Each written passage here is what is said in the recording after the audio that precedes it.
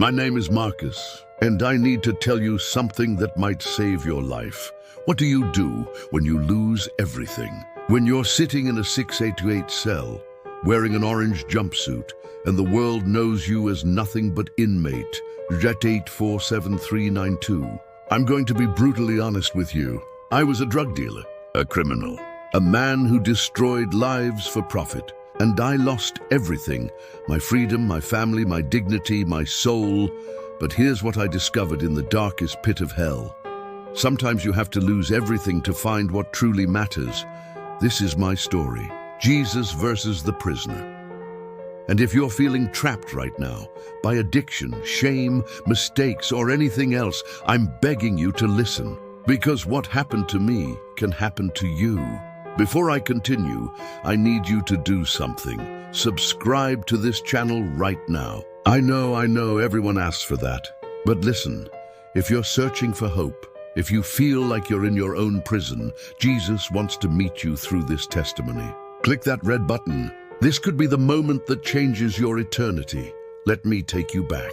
10 years ago, I thought I had it all. I was making $50,000 a week dealing drugs. I had a beautiful wife, 2 kids, a house that looked like something from a magazine. From the outside, I was living the American dream, but inside, I was hollow, empty, dead.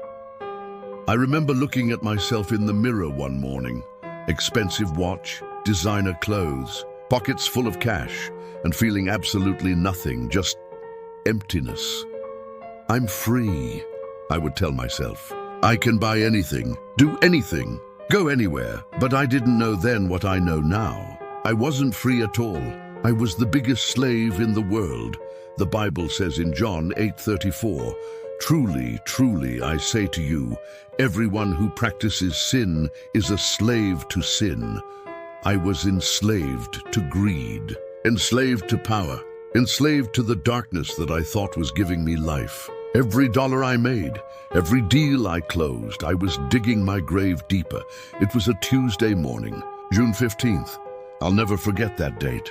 I was in my kitchen making breakfast for my kids when I heard the sound. Loud banging, shouting, then my front door exploded open. "Federal agents! Get on the ground!" I watched my 7-year-old daughter scream as men with guns stormed our house. I watched my wife collapse in tears as they handcuffed me in front of my children. My son, my 10-year-old boy, looked at me with these eyes that said, "Dad, who are you?" That look haunts me to this day. They dragged me out of my house, threw me in the back of a van, and just like that, everything I had built, my empire, my reputation, my family, collapsed in one moment. The charges, drug trafficking, conspiracy, money laundering. The sentence, 25 years in federal prison. 25 years. When the judge said those words, I felt my soul leave my body. I was 35 years old. I wouldn't get out until I was 60. My kids would be grown. My life was over. The first night in prison, I couldn't breathe. The cell was suffocating, 6 or 8 feet of concrete and steel. The sounds of violence echoed through the corridors. Men screaming, metal clanging against metal. Darkness everywhere. I lay on that thin mattress staring at the ceiling, and I realized something terrifying. I had built my entire life on sand, and the storm had come, and everything was washed away. I had lost my freedom, but that was just the beginning. The first week I cried every night. I thought about my kids. I thought about my wife. I wondered what they were thinking about me. Did they hate me? Did they miss me? Or was I already forgotten? After a month, I stopped crying. I had to survive. And in prison, you either become hard or you break. I chose to become hard. I joined a gang for protection. I learned to fight. I learned to shut down every emotion, to become numb to the violence and hopelessness around me. Forget who you were, an older inmate told me. That person is dead. You're just a number now. So I became an animal.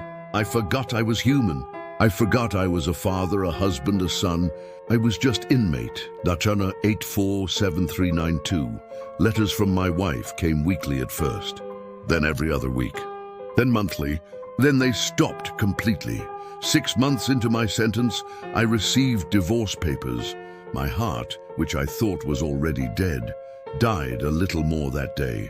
I stopped calling my kids. It hurt too much to hear the distance in their voices, the way they'd rush to get off the phone, the way they stopped saying, "I love you." 3 years into my sentence, I got called to the warden's office. "Marcus," he said, and I could hear it in his voice. "Bad news. Your mother passed away. Cancer. I'm sorry." My mother, the one person who still wrote me, who still told me she loved me, who still believed there was good in me, gone, and I couldn't even go to her funeral. I couldn't hold her hand. I couldn't say goodbye. That night I broke. Not just tears, this was a complete spiritual breaking. Everything I had held together for 3 years collapsed. I screamed at God, "If you're real, why am I here? Why did you let me lose everything?" I cursed him. I blamed him. I punched the walls until my knuckles bled, and then I just laid on the floor of my cell and wished I was dead. I had hit absolute rock bottom. No money, no family, no freedom, no hope, no reason to keep living. But in that moment, in that dark, suffocating moment, I had no idea that God was about to meet me. Fade to black, tomorrow changed everything. The morning after my mother died, I woke up to find a new guy in my cell. They had moved my old cellmate and brought in someone new, an older man, maybe 60, with gray hair and these calm eyes that seemed completely out of place in prison. "Morning, brother," he said with this peaceful smile. "I'm Samuel." I just stared at him. "Who smiles in prison?" "I'm Marcus," I mumbled. "And I'm not your brother." But Samuel didn't seem bothered. He just kept that peaceful expression and started unpacking his things. For the next few days, I watched him. He was different from everyone else. He didn't curse. He didn't fight. He didn't join the gang politics. He just existed in peace. It drove me crazy. One night I couldn't take it anymore. "What's wrong with you?" I snapped at him. "Why are you so peaceful? Don't you know where we are? We're in prison. This is hell." Samuel put down the book he was reading, a Bible, and looked at me with genuine compassion. "I know exactly where I am, Marcus," he said softly. "But I also know who I am. And more importantly, I know whose I am." "What are you talking about?" I asked aggressively. "I'm talking about freedom, brother." I laughed. It was bitter, angry laughter. "Freedom? Look around. We're locked in a cage. We're slaves. There's no freedom here." Samuel just smiled. "Marcus, you've been in a cage your whole life. You just didn't know it." Those words hit me like a punch to the gut. Samuel opened his worn Bible. "Let me read you something. John 8:36. So if the Son sets you free, you will be free indeed." "That's nonsense," I said. "Religious nonsense. How can anyone be free in prison?" "Marcus," Samuel said, looking directly into my eyes, "you were in prison long before you came here. You were a slave to money, a slave to drugs, a slave to sin. These walls just made visible what was always true. You were never free." I wanted to argue. I wanted to tell him he was wrong. But something inside me knew he was right. "But here's the good news," Samuel continued. "Jesus didn't come to make bad people good. He came to make dead people alive. He came to set prisoners free." "I've been to church," I interrupted. "When I was a kid. It didn't mean anything to me." "That's because you were looking for religion," Samuel said. "Religion is man trying to reach God, but Christianity is God reaching down to man. It's not about what you do, it's about what Jesus already did. If you're watching this and something inside you is stirring, subscribe right now. Don't ignore what the Holy Spirit is doing in your heart. Jesus wants to meet you, just like he met me. Click that button. Stay with this story. For the next few weeks, Samuel talked to me about Jesus every day, every night. He never pushed, he never judged, he just shared. He told me about his own story, how he had been a violent man, an armed robber, a man who hurt people, and how Jesus had transformed him completely. "I used to be you," Samuel said, "angry, bitter, blaming everyone else for my problems. But Jesus broke through my hardness. I don't need a crutch," I told him one night. Samuel laughed. "You're right, Marcus. You don't need a crutch. You need a resurrection. Because, brother, you're not injured. You're dead. And only Jesus brings the dead back to life." Those words wouldn't leave me alone. I'd lay in my bunk at night, staring at the ceiling, and Samuel's words would echo in my mind, "You're dead." Only Jesus brings the dead back to life. One Sunday morning, out of sheer boredom and curiosity, I decided to go to the prison chapel service. Samuel had invited me dozens of times, but I always refused. Church is for weak people, I'd say, but that Sunday something pulled me there. The chapel was small, maybe 20 inmates, a volunteer chaplain, and one beat-up keyboard. Nothing impressive, nothing special. The chaplain started speaking about the thief on the cross. You know the story. 2 criminals crucified next to Jesus. One mocked him, but the other thief, the chaplain said, was a guilty man. He admitted it. He said, "We deserve to die for our crimes." But then he looked at Jesus and said, "Remember me when you come into your kingdom." I leaned forward. Something about this story grabbed me. And do you know what Jesus said? The chaplain continued. He said, "Today you will be with me in paradise, not tomorrow. Not after you clean up your life. Not after you do enough good deeds to earn it. Today, tears started streaming down my face. I couldn't stop them. That criminal didn't have time to change, the chaplain said. Didn't have time to make it right. He just believed. And Jesus saved him. I felt something crack inside my chest. Like armor I'd been wearing for years was breaking apart. That night I couldn't sleep. Samuel was snoring in the bunk below me, but I was wide awake, staring at the ceiling. Everything Samuel had been saying, everything the chaplain preached. It all swirled in my mind. Everyone who sins is a slave to sin. That was me. I had been a slave my entire life. If the Son sets you free, you will be free indeed. Could it be true? Could I actually be free while still in prison? Around 2 a.m., I quietly climbed down from my bunk. I got on my knees on that cold prison floor, and I prayed. "Jesus," I whispered, tears pouring down my face. "I don't know if you're real. I don't know if you can hear me, but Samuel says you can. The chaplain says you can." I took a deep breath. I'm a criminal. I'm guilty. I deserve to be here. I've hurt people. I've destroyed families. I've ruined lives. If anyone deserves hell, it's me. My voice broke. But if you're real, if you really died for sinners, if you really can save someone like me, please, please, I've got nothing left. I've lost everything. Set me free, Jesus, set me free. And then I just wept. I cried like I had never cried before. Every pain, every regret, every sin, I laid it all at the feet of Jesus. What happened next changed me forever.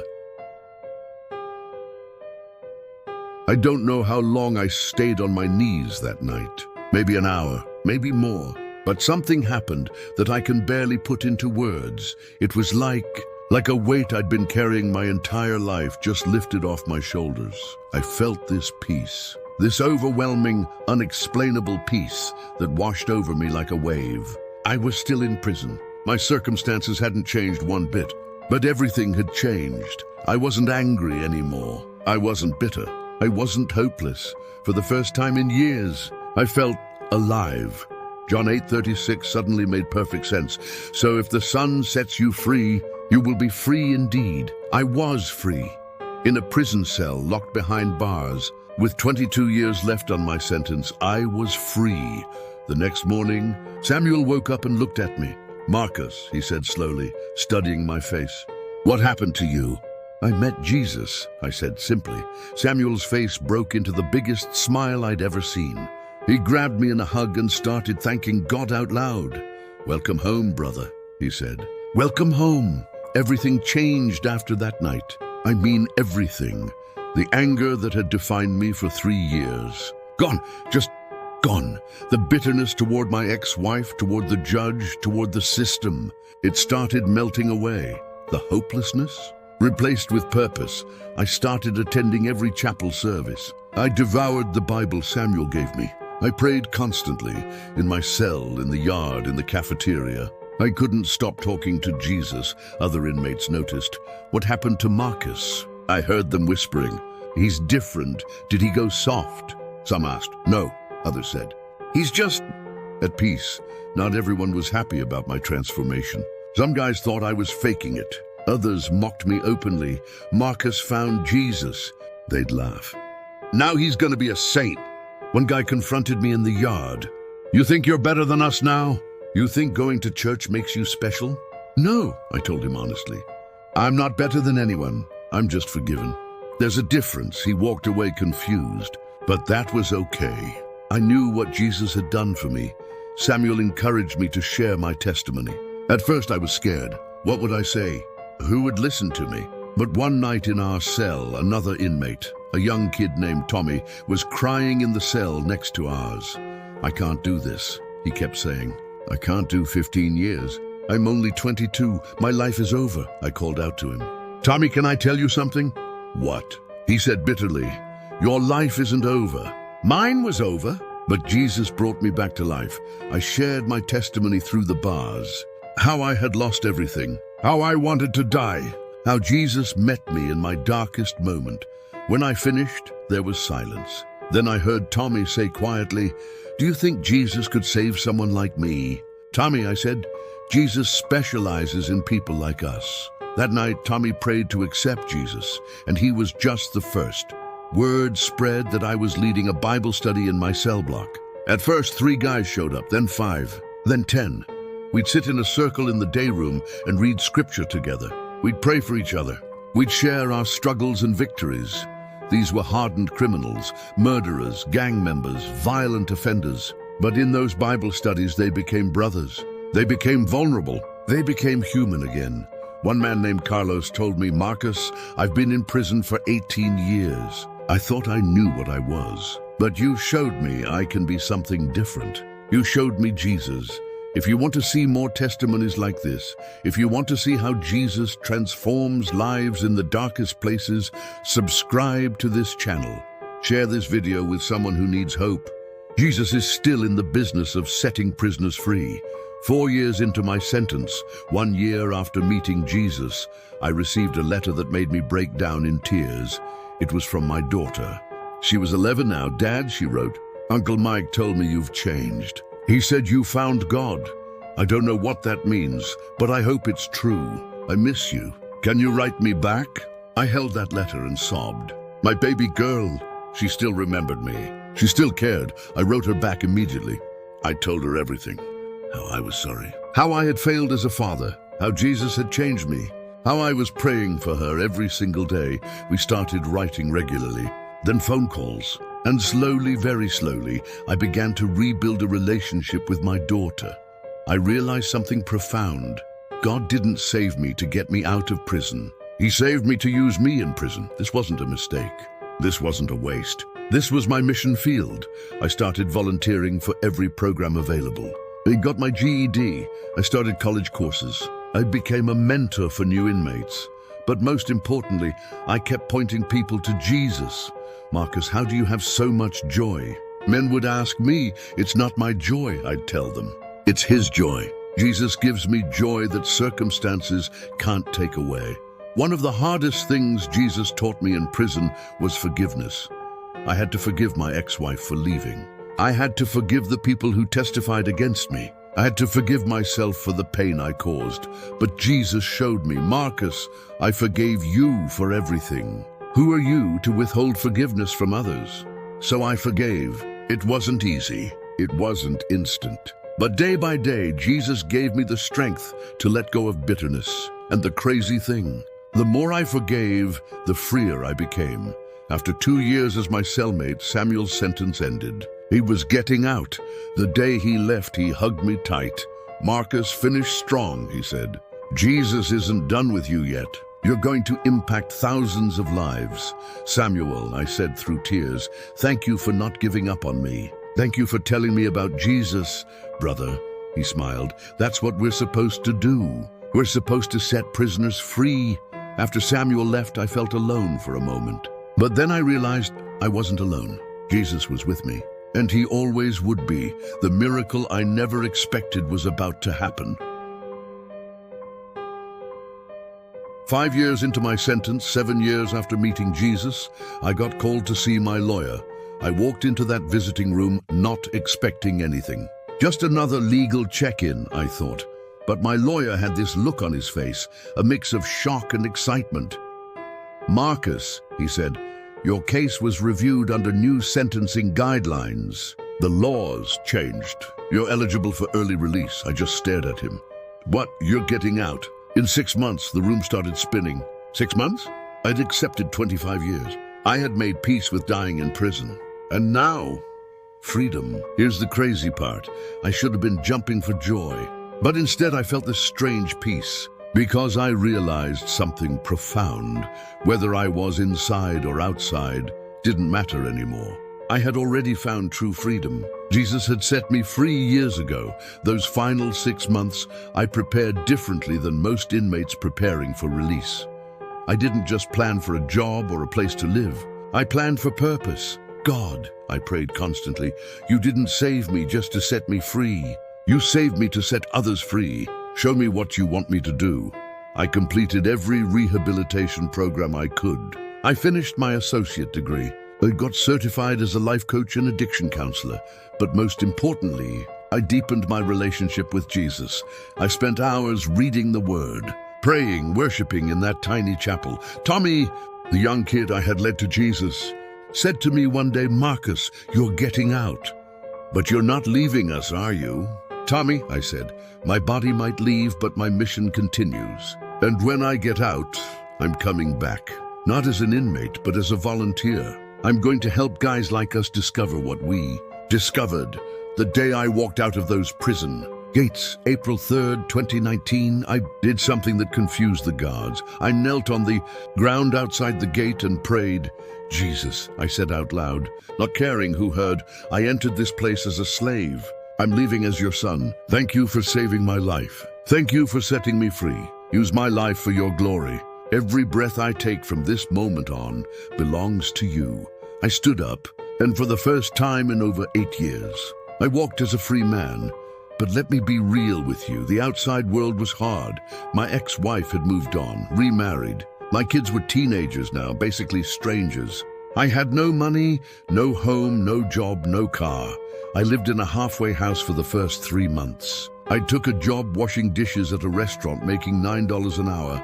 Some nights, I'd lay in my tiny room and think, is this what freedom looks like? But then I'd remember, true freedom isn't about circumstances. It's about who you belong to. I had Jesus, and that was enough. I started volunteering at a homeless shelter in the evenings. I'd share my testimony with anyone who would listen. Then a local church invited me to speak on a Sunday morning. I was terrified, but I got up and told my story, all of it. The drugs, the prison, the transformation. When I finished, grown men were crying. People came up to me afterwards saying, I needed to hear this. I'm trapped. I need what you have. That's when I realized my pain had a purpose. My prison time wasn't wasted. God was using my story to set others free. 6 months after my release, I started a non-profit ministry called Truly Free to help ex-inmates transition back to society. But more than jobs and housing, I wanted to introduce them to Jesus, because that's what changes everything. I went back to the prison where I served, just like I promised Tommy. I started leading services, mentoring inmates, showing them that transformation is possible. One guy told me, Marcus, when I see you, I see hope. If Jesus changed you, maybe he can change me. Brother, I told him, that's exactly what I'm here to tell you. Jesus specializes in people like us.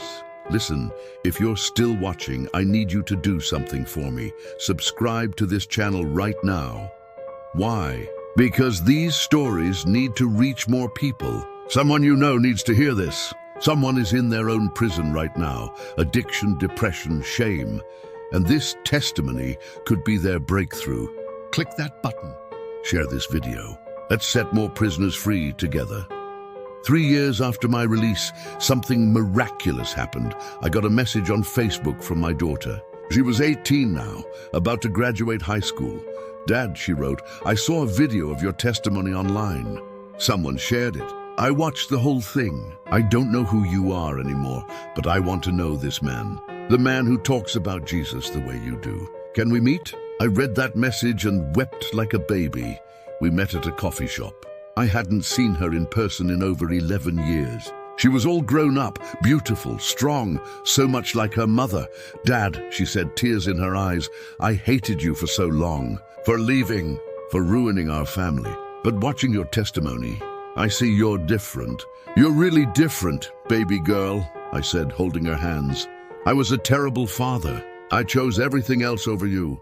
There's no excuse. But Jesus changed me completely. He took a dead man and made him alive. Tell me about him, she said. Tell me about Jesus. That day, I had the privilege of leading my own daughter to Christ. She prayed with me right there in that coffee shop and gave her life to Jesus. Today, my daughter is a strong believer. My son has started talking to me again. Restoration is happening piece by piece. Not because I deserve it, but because Jesus is in the redemption business. Let me tell you something. My story isn't special. It's universal, because every single one of us is imprisoned by something. Maybe not physical bars, but something. Addiction to drugs, alcohol, porn, food shame from your past, guilt that won't let you go, unforgiveness that's eating you alive, fear that paralyzes you, emptiness that nothing can fill. You might be sitting at home right now, seemingly free, but feeling more trapped than I ever was in that cell. But Jesus said in John 8:36, "So if the Son sets you free, you will be free indeed." Not partially free, not temporarily free, truly free, completely free. I lost everything, my freedom, my family, my future, my dignity. But I found something worth infinitely more. I found Jesus, and in finding him I found life, real life, abundant life. You might not be in a physical prison, but ask yourself right now, what's holding you captive? What chains are you wearing that nobody can see? Jesus versus the prisoner isn't just my story. It's everyone's story. We're all prisoners until Jesus sets us free. So what are you waiting for? If you want to accept Jesus today, pray this prayer with me right now. Jesus, I'm a prisoner. I need you to set me free. I believe you died for my sins and rose again. I believe you can change me. Come into my life right now. Forgive my sins. Make me new. Set me free. I give you my life. Amen. If you just prayed that prayer, comment "set free" below right now. I want to celebrate with you. I want to pray for you, and subscribe to this channel so you don't miss more testimonies of God's transforming power. Remember, if the Son sets you free, you will be free indeed. Share this video with someone who's trapped. You might save their life. This is Marcus, and I'm living proof that Jesus changes everything. To God be the glory. Every chain is broken in his name.